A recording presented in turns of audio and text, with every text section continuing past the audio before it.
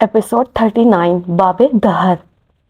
جس وقت جبل خان اپنی ناکام محبت کے قصے رو رہا تھا، اسی وقت نیم اندھیرے میں جلدی بجھتی ٹارچ کی روشنی میں زلطان صفدر گردن جھکا کر بیٹھا زبراج کی پنڈیلی سے اوپر لگے زخم کو صاف کر رہا تھا۔ یہ ہنٹر کا زخم تھا جس سے شاید وہ نوٹس نہیں کر سکا تھا، مگر رات کے اس پہر اس میں اٹھنے والا درد اس کی روح کو جھنجھوڑنے کے لیے کافی تھا۔ جل رہا ہے بھائی، آہستہ ہاتھ چلاؤ، زبراج دبا دبا غرایا۔ ڈرامے بازی بند کرو، MBBS ڈاکٹر نہیں ہوں میں۔ زلطان نے روئی رکھ کر اس کے زخم پر دباؤ بڑھایا۔ زبراج نے لب بھیج لیے، اپنے کارنامے بھگت رہے ہو، تم صرف شکر کرو کہ اس وقت ہم قید ہیں، ورنہ جو تمہارے ساتھ ہونی تھی وہ آدھی دنیا یاد رکھتی۔ زبراج نے اس کی جھکی گردن کو دیکھ مسکرانے کی صحیح کی، مگر درد اجازت نہیں دیتا تھا۔ آنکھوں میں پانی بھر آیا۔ گالیاں دے دینا، مار لینا، یا پھر جو دل کرے، چاہو تو چھوڑ بھی دینا، لیکن مجھے معاف کر دینا۔ یہ گلٹ کہ میں نے تم سب کی زندگی برباد کی، یہ مجھے سکون نہیں دے گا۔ تمہیں جبل سے معافی مانگنی چاہیے۔ زلطان نے گندی روئی ایک طرف رکھنی شروع کر دی۔ خون صاف کرتے کرتے زخم واضح ہونے لگا تھا۔ زخم کہہ رہا تھا، کس بات کی معافی؟ ہر دفعہ اسے چھوڑنے کی معافی۔ وہ آرام سے بولا، وہ آج بھی وہی سٹک ہے۔ 11 سال کا وہ بچہ جسے اس کا دوست چھوڑ کر چلا گیا تھا۔ اس نے دوست نہیں بنائے، اسے رشتے نہیں ملے، اچھا بچپن نہیں ملا۔ تمہارے فادر نے اس کی زندگی برباد کر دی۔ میرے باپ کے بارے میں ایسا مت کہو، سچ کو ماننا سیکھو زبراج۔ میرے بابا ہیرو تھے، اور ہیرو ہونے سے پہلے وہ ایک انسان تھے۔ کسی بھی انسان کو اپنا منٹور مانتے وقت یاد رکھنا چاہیے کہ وہ انسان ہے، خطا کا پتلا ہے۔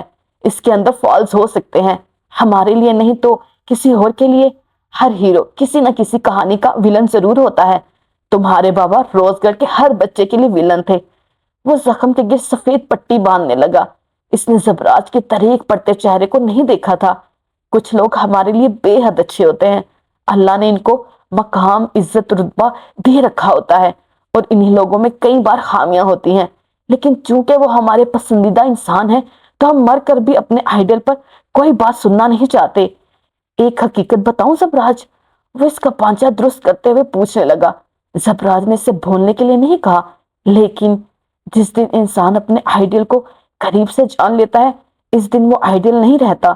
تم اپنے باپ کو قریب سے نہیں جان سکے۔ وہ تمہارا آئیڈیل آدمی اپنے اندر خامیاں رکھتا تھا، تم انہیں دنیا کی نظروں سے چھپا نہیں سکتے، ان کا مداوا کر سکتے ہو۔ اپنے آئیڈیل کے لیے اتنا کرنا بنتا ہے۔ اس نے زبراج کو دیکھا، گہری بھوری آنکھیں ہرٹ لگتی تھیں۔ وہ لم بھیجے ہوئے تھا۔ جبل خان تم سے ناراض ہے، اسے مناؤ۔ دوستوں کو منائے جانے کا مان ہوتا ہے، تم کیوں اس کا مان توڑ رہے ہو؟ زبراج ڈھٹائی سے نفی میں سر ہلانے لگا۔ اس نے بس اپنے دل میں میرے لیے زہر بھر رکھا ہے۔ ہم 12-13 سال کے تو نہیں تھے، اگر اسے کوئی مسئلہ تھا تو مجھ سے کبھی کچھ کہا کیوں نہیں؟ زلطان نے بے حد سنجیدگی سے اسے دیکھا۔ وہ کسے کیا بتاتا؟ تم نے مجھے بتایا کہ جبل خان نے تمہیں اپنے گاؤں بلایا تھا، اس نے ایک دوست اور بھائی کو دعوت دی تھی، تم نے وہاں جا کر گھڑے مدے اکھاڑنے شروع کر دیے۔ پھر وہ کیا کہتا؟ مجھے جبل خان سے اتنی نفرت ہے کہ میں اسے اپنے ہاتھوں سے مار دوں اور مجھے افسوس تک نہ ہو، لیکن وہ سچا، کھرا اور خوددار آدمی تھا۔ دوسری بار تمہاری اس کے پاس واپسی ایجنٹ بن کر ہوئی، وہ اس آدمی سے کیا شکایت کرتا جسے مخصوص اپنے باپ کا نام صاف کرنا تھا؟ اور تیسری بار تم اس کے پاس اپنے خاندان کی سلامتی مانگنے گئے۔ اس نے ہر بار تمہارے آگے سر تسلیم خم کیا ہے، لیکن وہ ایک انسان ہے۔ اگر تم نے اپنا خاندان چننا تھا تو تمہیں جبل خان کو چھوڑنا نہیں چاہیے تھا۔ دوستیاں ایسی نہیں چلتی زبراج، ایک کا ہاتھ پکڑ لو اور دوسرے کو دھکا دے دو، کیونکہ ہاتھ پکڑنے والے کو تمہاری ضرورت تھی۔ گرنے والا اگر کہتا نہیں ہے تو کیا اسے دکھ نہیں ہوتا؟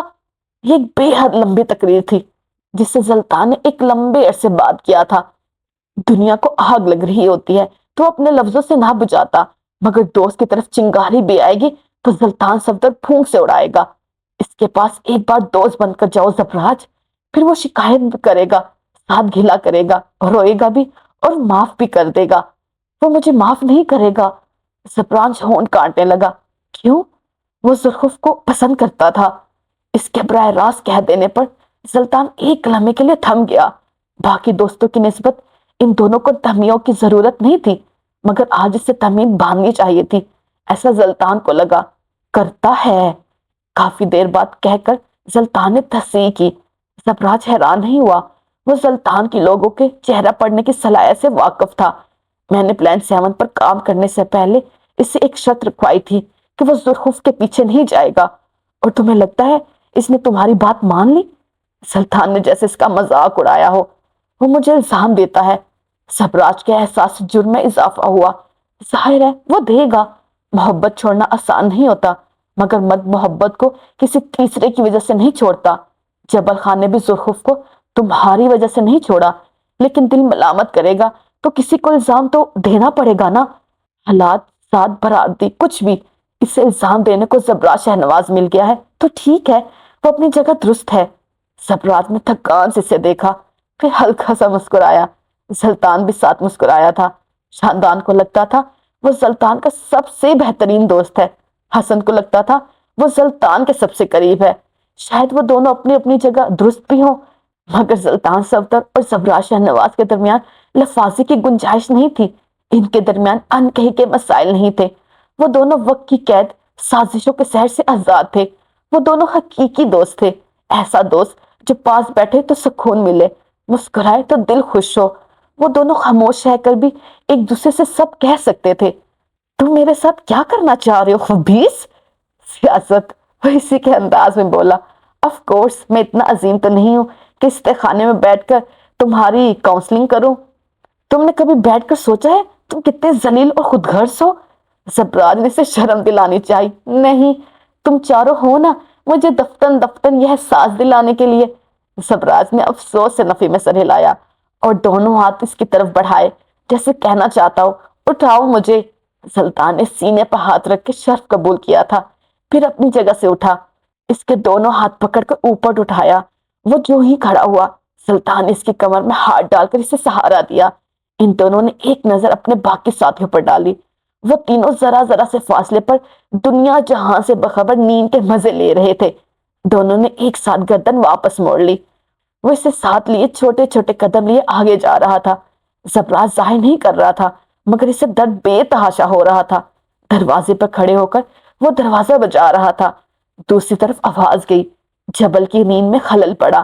دیوار سے ٹیک لگائے، حنزلہ کو اپنے کندھے سے لگائے، اس نے آنکھیں کھولی۔ دروازے پر کھڑے مسلح افراد اس کی اجازت کے منتظر تھے۔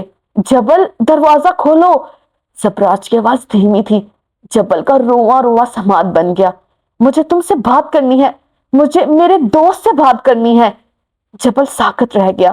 اس کی آنکھوں میں بے اختیار ڈھیر سارا کرب آ کر جمع ہو گیا۔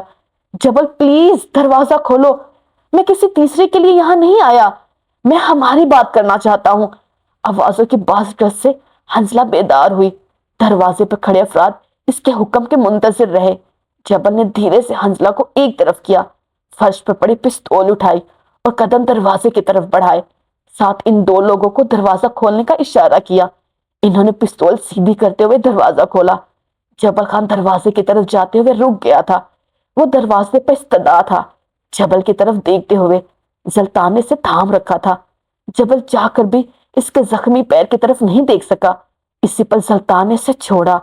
جبل نے برق رفتاری سے آگے بڑھ کر اسے کندھوں سے تھام لیا۔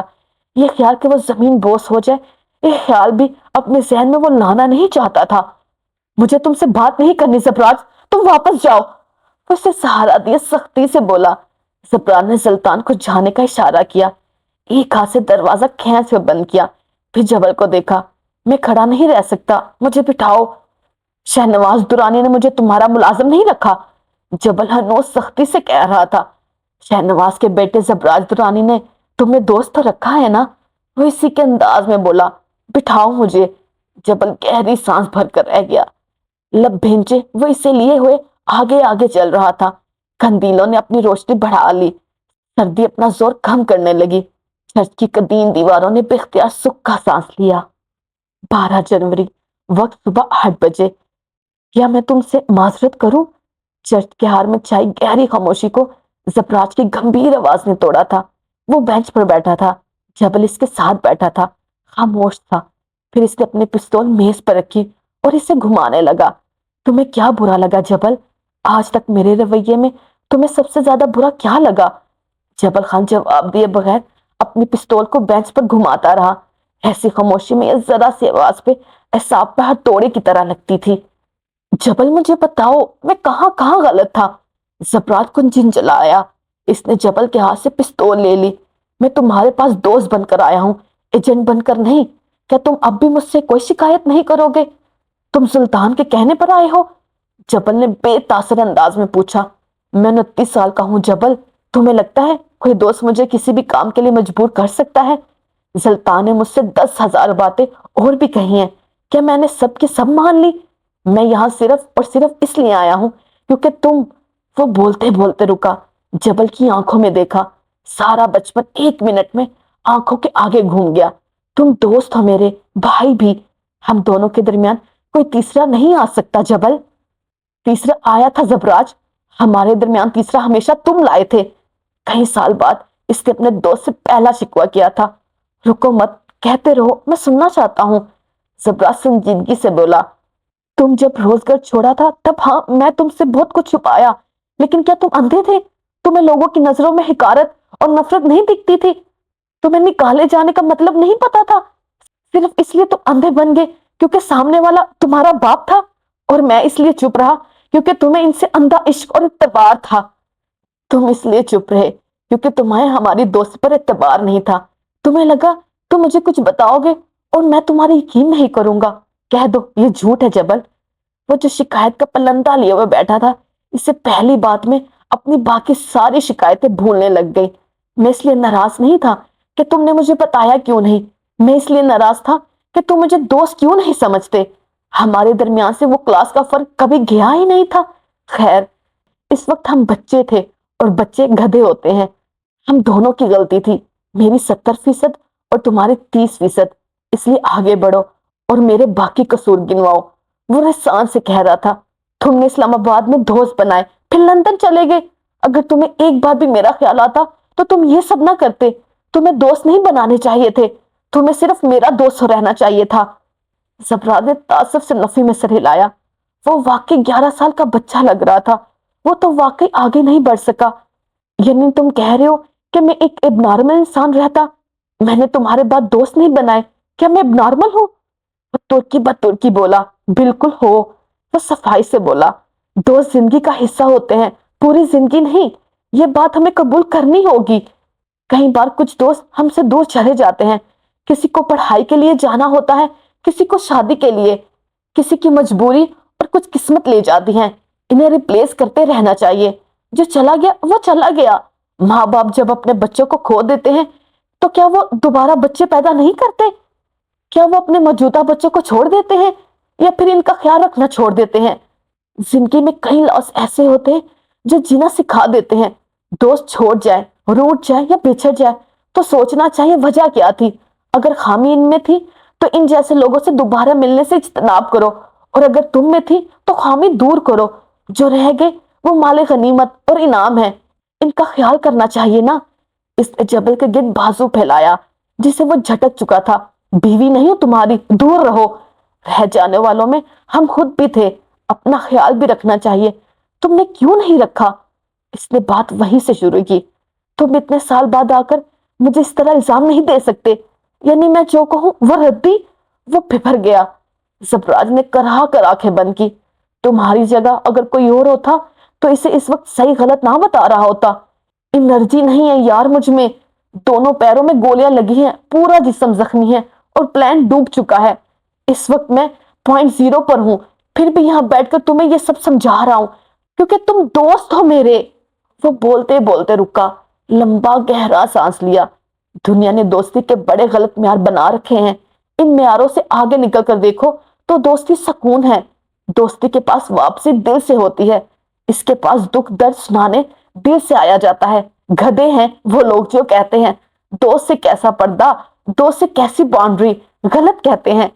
कुछ चीजें इंसान दोस्त को भी नहीं बताता और इस पर नाराज नहीं होना चाहिए।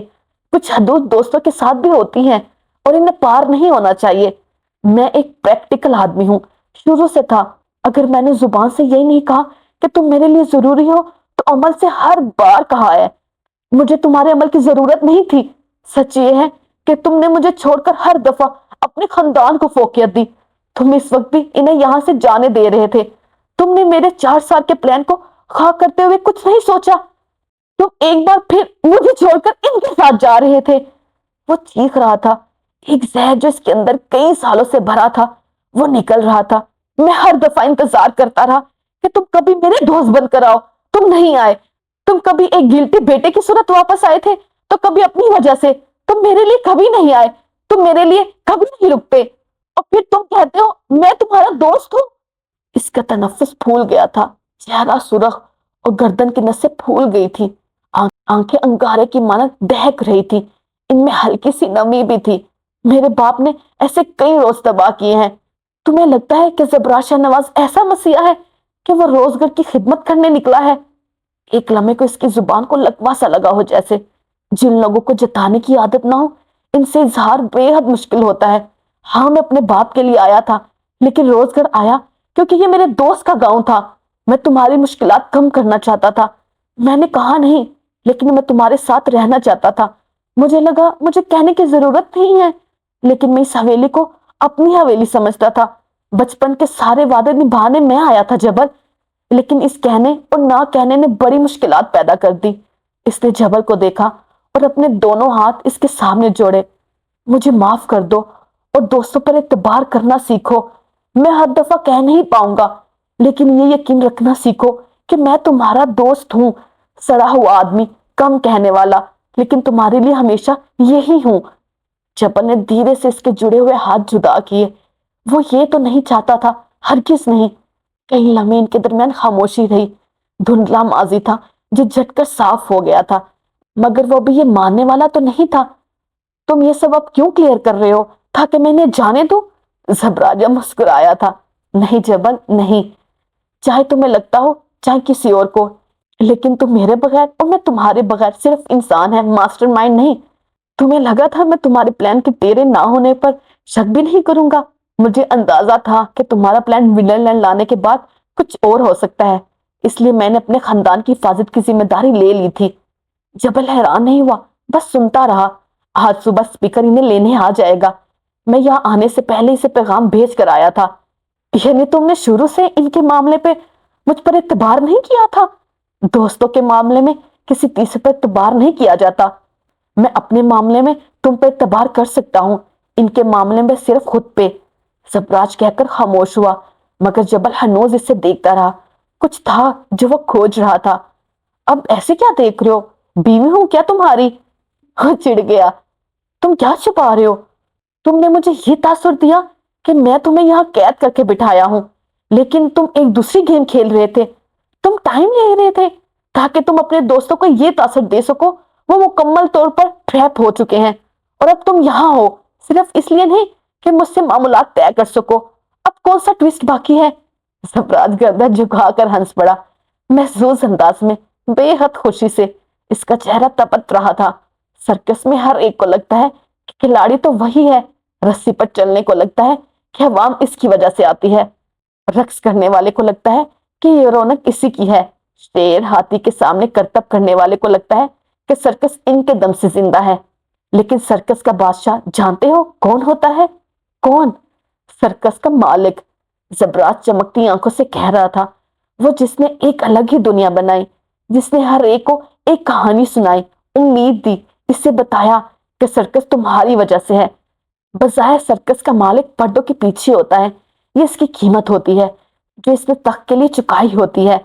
वो इन्हें बता रहा था कि सर्कस में वो तमाम लोग इसकी कठपुतलियां थे, इसके करतब करने वाले, इसके फनकार, इसके अदाकार, और वो हुक्म का अक्का मास्टरमाइंड जो इन सबके दिमागों पर हुकूमत करता था।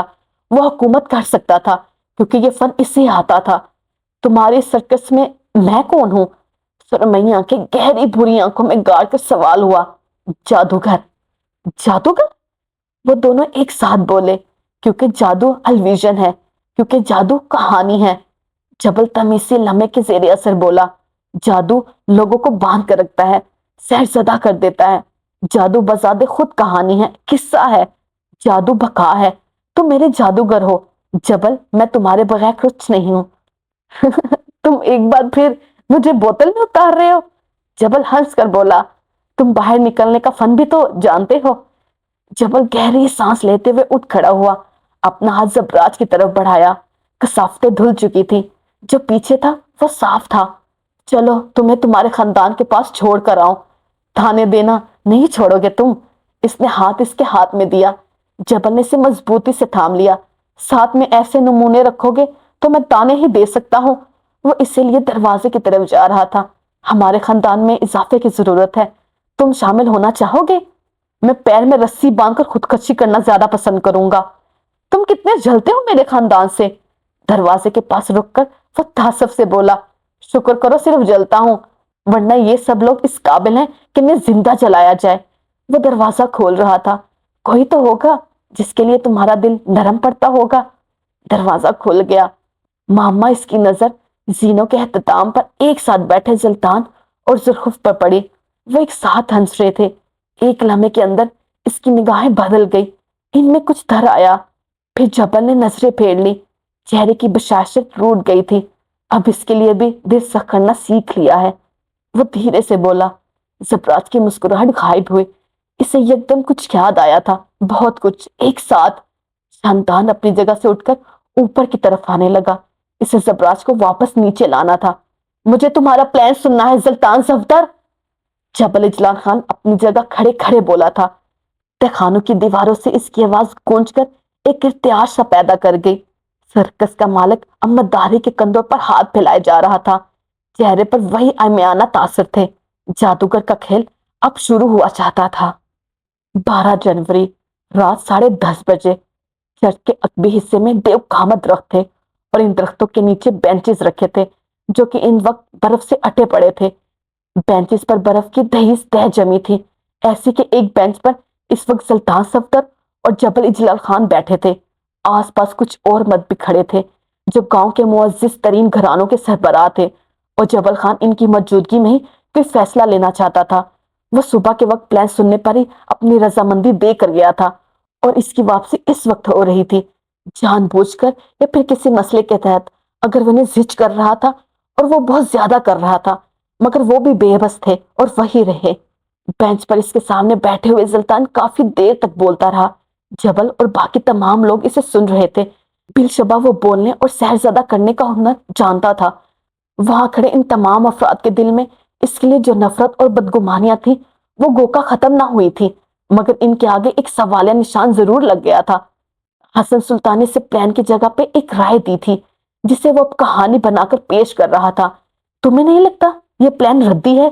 सुल्तान कहकर खामोश हुआ तो जबल ने एक बेलाग सा तबसरा किया। तुम और तुम्हारे दोस्तों में से कोई भी क्रिमिनल नहीं है।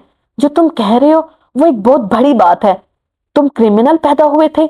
जबराज हैकर पैदा हुआ था? या फिर हम सब इतने अच्छे थे जो इस वक्त यहाँ बैठकर तुम्हारे छोटे से गांव की बात करते, इसकी तरक्की की ख्वाहिश करते? वक्त का कासा एक बार पलट जाए तो कौन क्या था ये याद नहीं रहता जबल। वो रसाने से कह रहा था। जो कुछ हमने यहाँ झेला है वो हमारी बर्दाश्त से बहुत ज्यादा था। हम यहाँ आते वक्त मुख्तलिफ थे और यहाँ से जाते वक्त बहुत मुख्तलिफ है। तुम्हें लगता है तुम हमें आजाद कर रहे हो, जबकि इस दुनिया से बाहर निकलकर हम कैद होने वाले हैं। हम सब कोशिश कर रहे हैं। तुम्हें नहीं लगता कि मैं और मेरे दोस्त यहाँ 6 दिन नहीं 6 सदियां गुजार कर जा रहे हैं? मैं तुम्हारा प्रैक्टिकल डेवलपमेंट में इंटरेस्टेड नहीं हूँ। इसने हाथ चलाया। मैं सिर्फ और सिर्फ अपने फायदे में इंटरेस्टेड हूँ। तुम यहाँ वापस आओगे, मैं क्यों और कैसे ये बात मान लूं? हम तुम्हें एक वीडियो पैगाम रिकॉर्ड करके दे देते हैं। अगर हम यहाँ से बाहर निकलकर मुकर गए तो तुम इन्हें लीक कर देना। फायदा कुछ नहीं होगा। लोग अमीरों की गलतियां भूल जाते हैं। एक और पेशकश रद्द। सुल्तान सफ्दर ने गहरी सांस ली। वो वाकई एक हर मगज से टक्कर गया था, या शायद इस इंसान से जो इसके जितना ही जहीन था। और जहीन लोगों की नाक बहुत ऊंची होती है, वो अपने सामने अपने अक्स को नहीं देख पाते। तुम क्या चाहते हो जबल? मैं इस वक्त यहाँ तुम्हारी कैद में बैठकर सिवाय वादों के अगर कुछ दे सकता हूं तो बताओ मुझे। जबल ने सोचने की अदाकारी की, फिर अपना मोबाइल जेब से निकाला और इसके आगे किया। सुल्तान ने एक नजर इस मोबाइल को देखा, फिर इसे। जारी। रुक जाए। आपने इस वीडियो को लाइक किया? नहीं किया ना? तो प्लीज लाइक कर दे। और चैनल को सब्सक्राइब किया? वो भी नहीं किया होगा यकीनन, तो वो भी कर दे प्लीज। और एंड पे कमेंट किया आपने? نظر آ رہا ہے، آپ نے کمنٹ نہیں کیا تو وہ بھی کریں تاکہ پتہ چلے یہ ویڈیو کہاں سے دیکھی جا رہی ہے۔ ٹیک کیئر، اوکے، اللہ حافظ، ٹیک کیئر، ٹاٹا، بائے بائے۔